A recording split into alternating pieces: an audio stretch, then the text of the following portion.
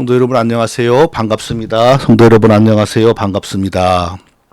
자, 오늘은 바른믿음교회 성도님들의 기본교육 구원론 6과가 좀 길어서 상과 하로 나누었습니다. 오늘은 상 올리고 조만간 하를 또 올리겠습니다.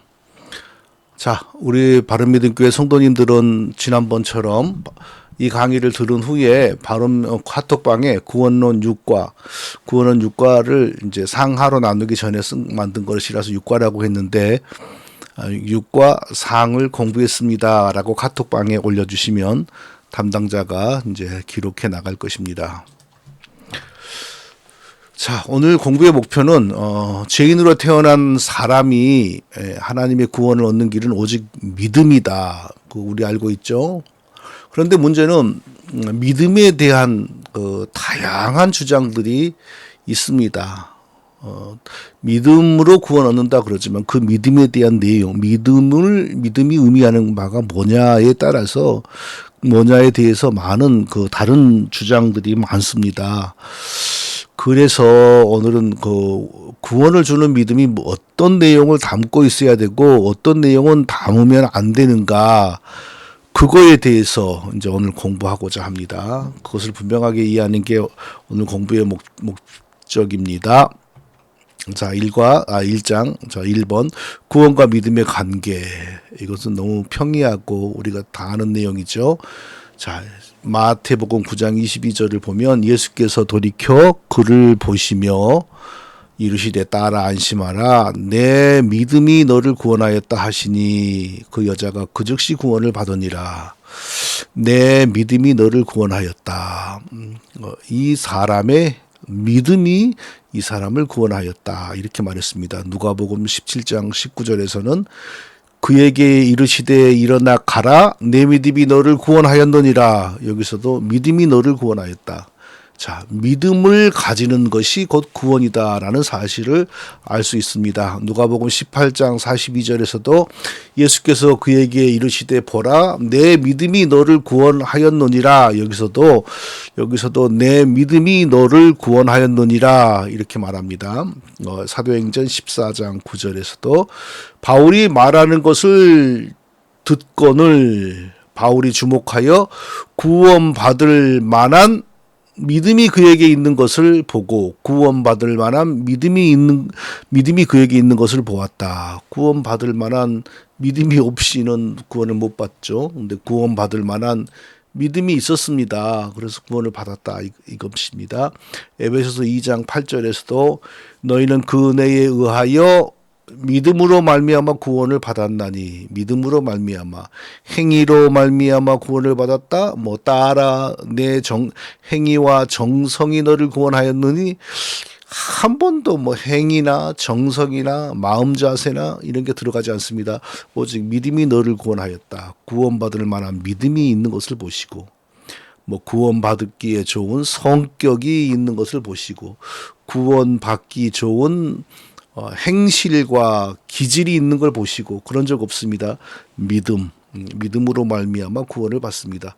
그런데 오늘은 우리가 그거 다 아는 내용이고 다루지 않지만, 믿음은 어떻게 생깁니까? 사람이 찾아서 또는 어떤 학교에서 배우는 것이 아니고 하나님이 택하신 자에게 선물로 주심으로 그 믿음으로 구원을 얻습니다. 자, 그러면 이제 계속해서 구원을 주는 믿음, 이번엔 구원을 주는 믿음. 믿음은 다양하게 사람들이 말을 해요.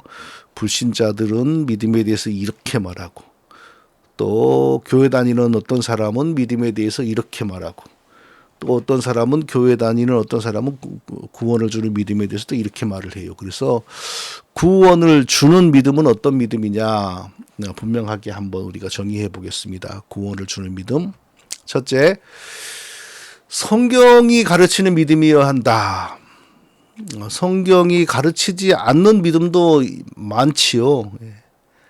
그러나 성경이 가르치지 않는 믿음이 사람에게 구원을 준다라는 말씀은, 또 그런 주장은 아무도 할 수가 없습니다.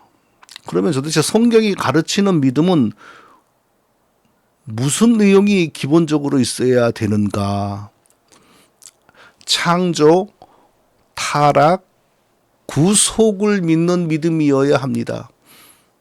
창조, 하나님이 이 세상을 창조하셨다. 왜 하나님이 창조하셨을까요? 자기를 찬송하는 자기 백성을 가지시기 위하여 이 세상과 사람을 창조하셨다. 사람은 자기를 창조하는 백성으로 창조되었고, 하늘과 땅은 사람이 하나님을 찬송하면서 살 영토로, 무대로 창조되었다.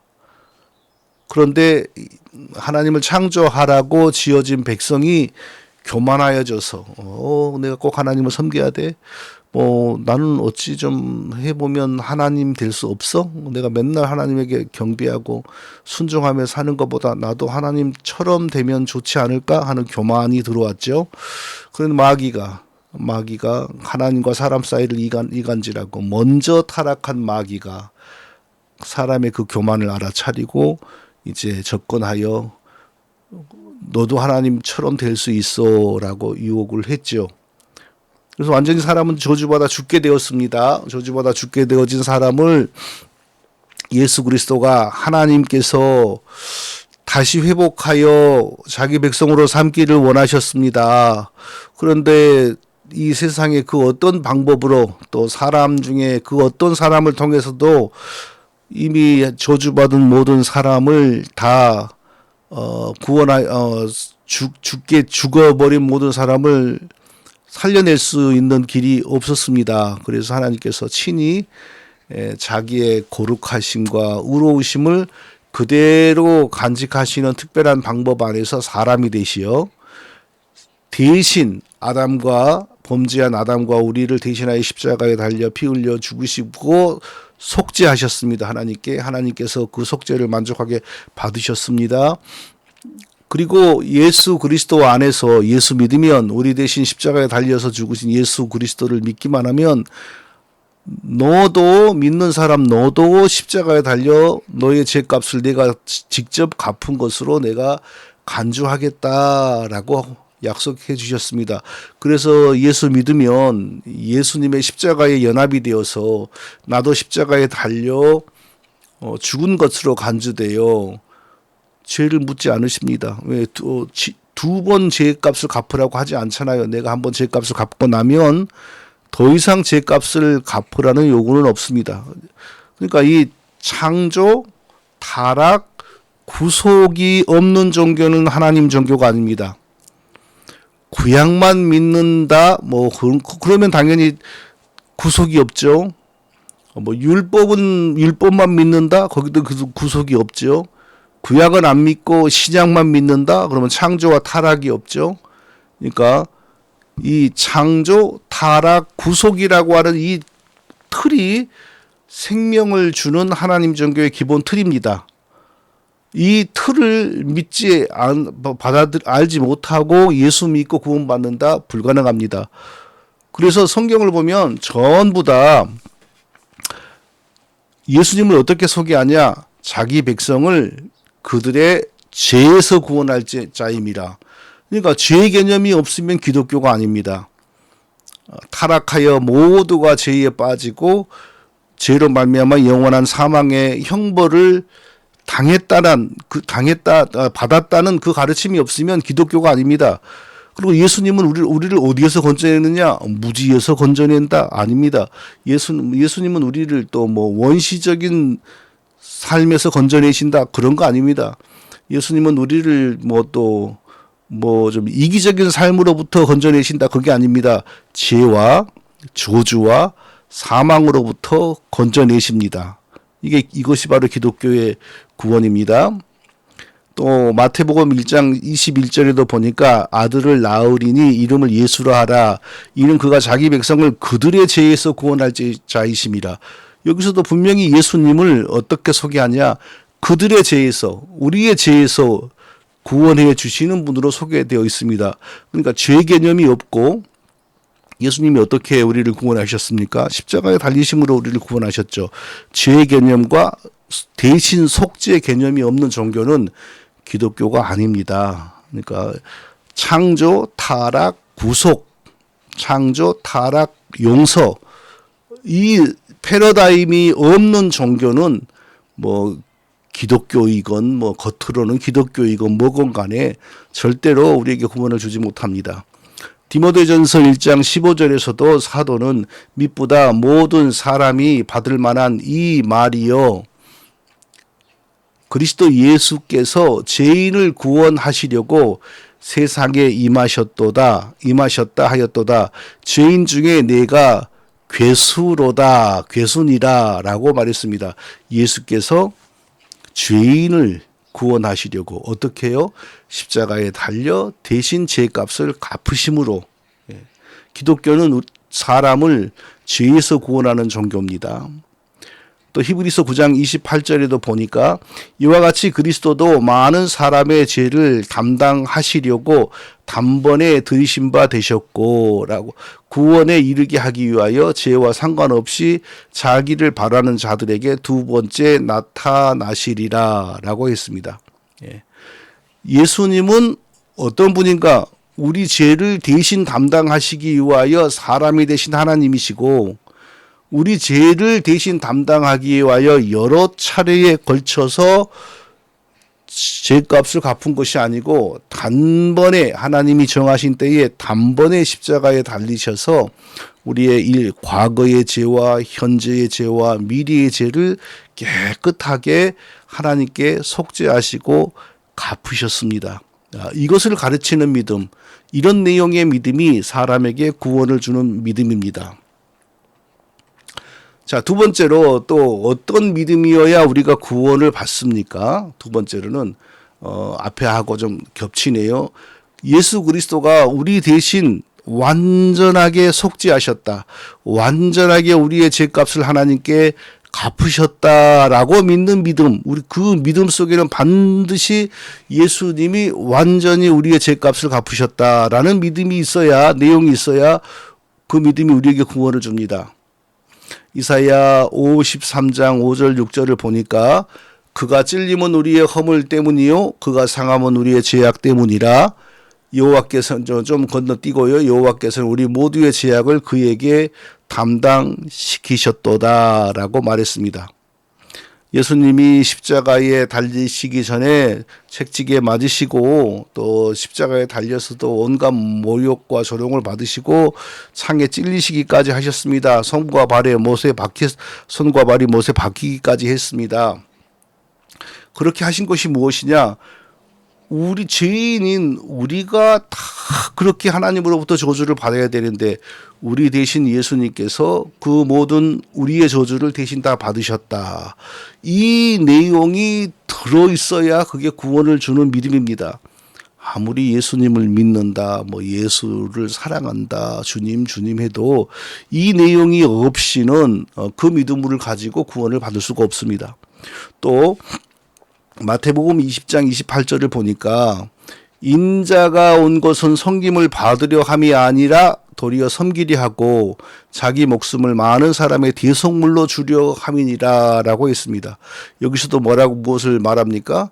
예수님이 사람이 되신 하나님이 자기 목숨을 많은 사람이라고 해서 온 인류가 아니고 온 인류 가운데 하나님이 택하신 많은 사람을 위하여 대속제물로 드리기 위하여 세상에 오셨다. 인자는 예수님이 자기를 설명할 때 사용한 자기 호칭입니다. 뭐 하나님의 아들 그러면은 신성을 강조하는 표현이죠. 인자 그러면 하나님의 아들이신 예수 그리스도가 사람이 되셨다. 그러니까 인류와 연합되셨다, 인간이 되셨다, 이 측면이 강하고요. 인자라는 말은 그냥 하나님의 아들 그러면 아무래도 그의 신성이 하나님의 아들이다. 신성을 강조하는 이름이 되겠어요. 그러니까 인자가 온 것은 사람들로부터 섬김을 받으려고 온 것이 아니고 죄 없는 자기의 목숨을 죄로 죽어야만 하는 자기 백성들을 위하여 대신 속죄의 제물로 드리기 위하여 왔다. 이런 내용이 있어야 돼요. 믿음 속에. 이런 내용이 없고 뭐 다른 내용만 가득 차 있으면 아무리 교회 다니고 믿어도 구원을 못 받습니다. 또 베드로전서 2장 24절을 보니까 친히 나무에 달려 그 몸으로 우리 죄를 담당하셨으니 이는 우리로 죄에 대하여 죽고 의에 대하여 살게 하려 하심이라. 여기서도 보니까 그 몸으로 우리의 죄를 담당하셨다. 예. 우리가 범죄할 때 몸으로 죄를 지었잖아요. 아담도 범죄할 때 그 몸을 가지고 지었잖아요. 그러니까 우리가 이 몸을 가지고 저주받고 죽어야 하는데 사람이 되신 하나님께서 자기 몸으로 우리의 죄를 담당해 주셨기 때문에 몸을 가지고 사는 우리도 구원을 받을 수 있게 되었다. 자, 이렇게 가르치고 있습니다. 또 히브리서 9장 12절은 염소와 송아지의 피로 아니하고 오직 자기의 피로 영원한 속죄를 이루사 단번에 성소에 들어가셨느니라 라고 가르칩니다. 자, 구약의 염소와 송아지 피로 많이 이스라엘 백성들이 제사를 드렸는데 그 제사는 실제로 이스라엘 백성들에게 죄 용서를 조금도 주지 못했어요. 그럼 왜 그런 것을 수백 년 동안, 수천 년 동안 반복했을까요? 이렇게 이 대신 죽고 피 흘리는 염소와 송아지처럼 정말로 우리를 구원해 주시는 하나님의 아들이 사람이 되어 오셔서 이처럼 피 흘리고 죽으심으로 우리가 구원을 받는다. 그걸 계속 가르친 거죠. 그러니까 구약 시대에는 짐승의 피로 또 그리고 율법으로 구원을 얻고 신약에 와서는 오직 대신 죽으신 예수님을 믿음으로 구원을 받는다. 그런 건 기독교가 아니에요. 또 아무리 예수 믿어도 또 그렇게 믿으면 안 됩니다. 그것도 온전한 믿음이 아닙니다. 자, 다음으로 구원을 주는 온전한 믿음이 되기 위해서 세 번째 조건, 예수 그리스도의 속죄가 우리에게 완전한 칭의를 주었다라고 믿어야 됩니다. 이런 내용이 들어있어야 돼요. 좀 이것을 반대로 하면 예수님이 우리를 위하여 죽으시기는 했지만 그것은 내가 한 것이 아니고 예수님이 한 거니까 나를 완전하게 의롭게 못하고 예수님을 믿은 후에 내가 열심히 착하게 의롭게 살아서 진짜 내가 의로워져야지 내가 완전한 칭의, 너는 의롭다 하심을 받아서 우리가 구원을 얻는다. 이렇게 믿으면 안 된다는 거예요. 예수님의 속죄만으로 완전한 칭의가 우리에게 주어졌습니다. 자, 로마서 8장 1절. 그러므로 예수 그리스도 안에 있는 자에게는 결코 정죄함이 없나니. 우리 대신 저주받으신 예수님 안에 있는 사람들, 그러니까 예수 믿는 사람들에게는 결코 정죄함이 없다. 정죄함이 없으면 구원 받습니까? 못 받습니까?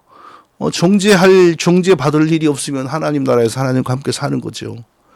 정죄는 안 받고 구원도 못 받고 그런 것은 없어요. 그런 어중간한 이상한 공간은 없어요. 정죄 받는 자는 지옥이요, 정죄 받을 일이 없는 자는 천국입니다. 또 로마서 1장 17절.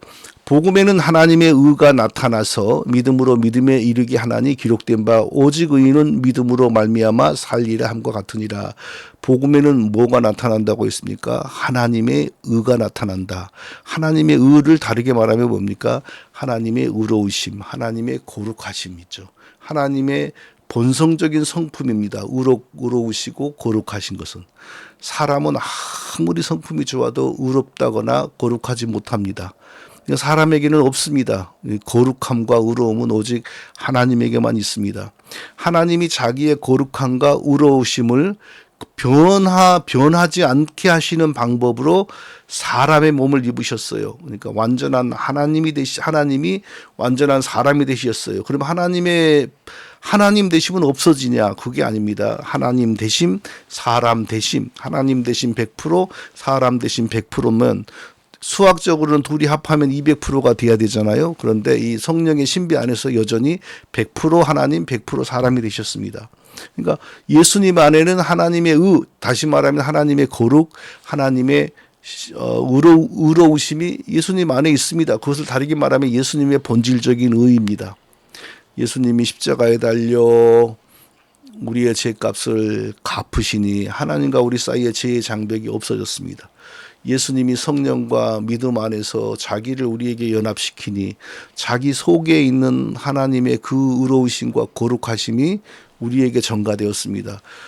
아무 공로 없는 우리가 마치 하나님처럼 의로운 사람으로, 이거 실제로 그런 게 아니라 하나님의 법정에서 하나님처럼 의로운 사람으로 여겨짐으로 너는 의롭다, 너는 의로워, 아무도 너를 정죄하지 못해, 하나님이 의롭다 하신 이를 누가 정죄하리요. 자, 이런 성경 말씀이 나올 수가 있게 된 겁니다. 그러니까 어떤 사람의 믿음이 구원을 받게 하는 믿음인가? 예수 그리스도를 믿음으로 완전히 의로움을 얻었다. 그렇다고 해서 내가 그냥 아무렇게나 살아가도 된다, 이건 또 아니죠. 이건 별도의 다른 문제입니다. 구원받는 사람은 반드시 성령의 역사로 정말 변화된 사람, 예수님을 닮아가는 사람이 되게 되어 있습니다. 그게 하나도 나타나지 않으면 구원받지 못한 사람이다라고 알 수가 있습니다. 또 고린도후서 5장 21절을 보니까 하나님이 죄를 알지도 못하신 이를 우리를 대신하여 죄로 삼으신 것은 우리로 하여금 그 안에서 하나님의 의가 되게 하려 하심이라. 자, 예수님의 몸과 영혼과 그 예수님의 인성 안에는 죄가 하나도 없죠. 우리가 똑같은, 그러니까 겉모양은 죄인의 모양으로 왔습니다. 그러니까 우리가 똑같은 사람으로 왔어요. 눈도 우리처럼 2개, 코도 하나, 손가락도 10개, 발가락도 10개. 이 죄인의 모양으로 왔습니다. 그런데 죄는 전혀 없어요. 그런데 하나님께서 죄인의 모양으로 오신 예수님을 죄인인 것처럼 정죄하시고 우리가 받아야 될 정죄를 예수님에게 보내버린 거예요.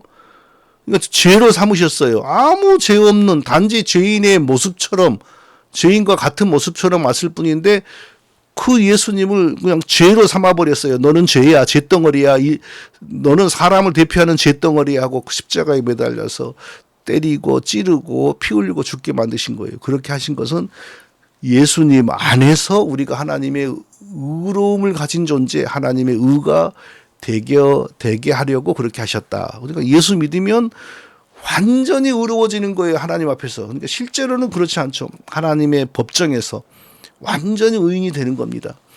고린도 전서 1장 30절 또 아주 귀한 말씀이죠. 너희는 하나님으로부터 나서 그리스도 예수 안에 있고 예수는 하나님으로부터 나와서 우리에게 지혜와 의로움과 거룩함과 구원함이 되셨으니.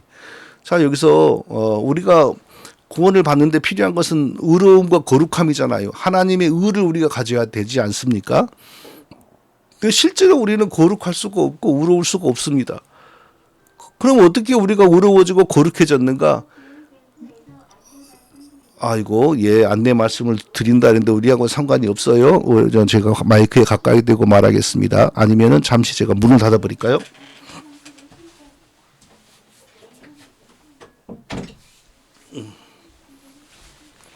자, 예수는 하나님으로부터 나와서, 그러니까 하나님의 본성과 하나님의 거룩하심을 그대로 가지고 와서 십자가로 죄의 장벽을 허무시고 그리고 믿음과 성령으로 자기를 우리에게 주셨죠. 그러니까 하나님으로부터 나와서 우리에게 지혜와 의로움과 거룩함과 구원함이 되셨습니다. 그러니까 전부 우리 속에서 나온 게 아니고 밖에서 예수님으로부터 우리에게 온 거예요. 지혜와 의로움과 거룩함과 구원함이 되셨습니다. 자, 여기까지네요. 다 이어가면 한 50분 될 것 같아가지고 일부러 일찍 잘랐어요. 짧으니까 좋잖아요. 여기까지가 구원론 6과의 상입니다. 잠시 기도하고 마치겠습니다. 하나님, 구원의 원리, 구원을 주는 바른 믿음의 내용이 무엇인지 저와 우리 성도님들이 정확하게 이해하게 하여 주옵소서. 그리하여 믿음의 그 예수님의 은혜의 풍성함을 누리고 살게 하여 주옵소서. 예수님의 이름으로 기도합니다. 아멘.